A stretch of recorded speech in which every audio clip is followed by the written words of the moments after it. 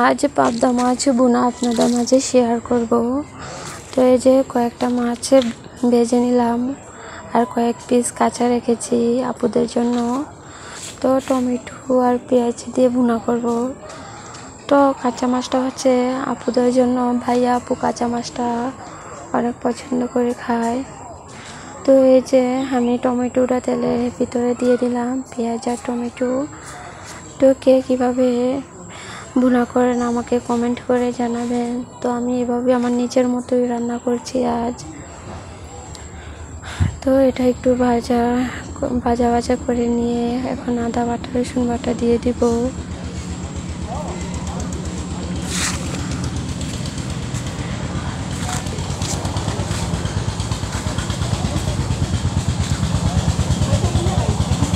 তো আপুরা ভাইয়েরা আদা বাটা রসুন বাটা দিয়ে দিলাম। বাহিরের আওয়াজ একটু আপনারা একটু ম্যানেজ করে নেবেন, যেহেতু রাস্তার পাশে বাড়ি, কি আর করব, কোথায় গেলে যে শব্দ বন্ধ হবে কিছুই বুঝতে পারছি না। তো আমার শাশুড়ি হাসপাতাল থেকে বলে দিয়েছে হলুদ মরিচ কম দিয়ে মাছটা ভুনা করতে, অত ভুনা না, ঝোল ঝোল টাইপের। তো এই যে আমি মরিচ হলুদ স্বাদ মতো লবণ দিয়ে দিলাম, এখন একটু ঝোল দিয়ে দিলাম। তো এটা কষাবো, তার জন্য একটু ঝোল দিলাম।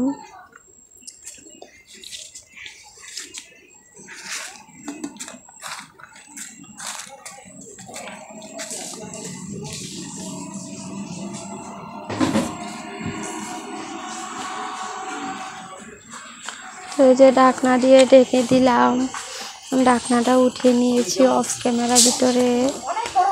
ঝোলটা শুকিয়ে নিয়েছি আমি, এই যে। তো এখন আমি কাঁচা মাছটা দিব এটার ভিতরে। তো এই যে কাঁচা মাছটা দিয়ে দিলাম এটার ভিতরে। কাঁচা মাছটা দিয়ে তারপর ঝোল দিব।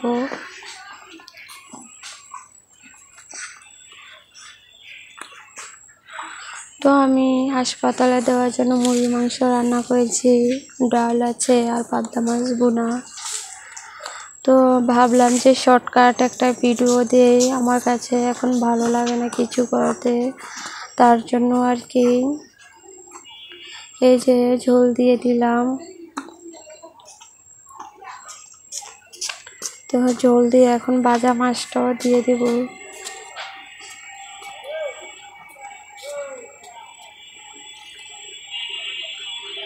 উপর দিয়ে এখন ভাজা মাছটা দিয়ে দিচ্ছি।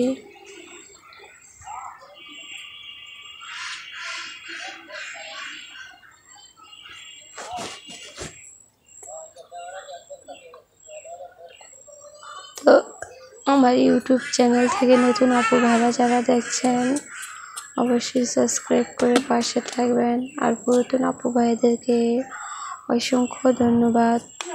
ফেসবুক পেজ থেকে যদি ভিডিওটি দেখে থাকেন ফলো দিয়ে পাশে থাকবেন। এই যে দেন আপনাদের সাথে কথা বলতে বলতে আমার রান্না ওইদিকে শেষ হয়ে আসছে।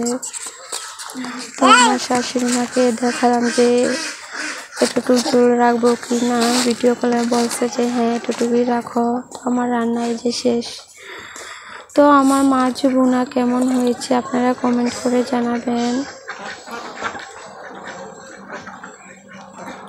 আজকের ভিডিও এই পর্যন্ত। আল্লাহ হাফেজ।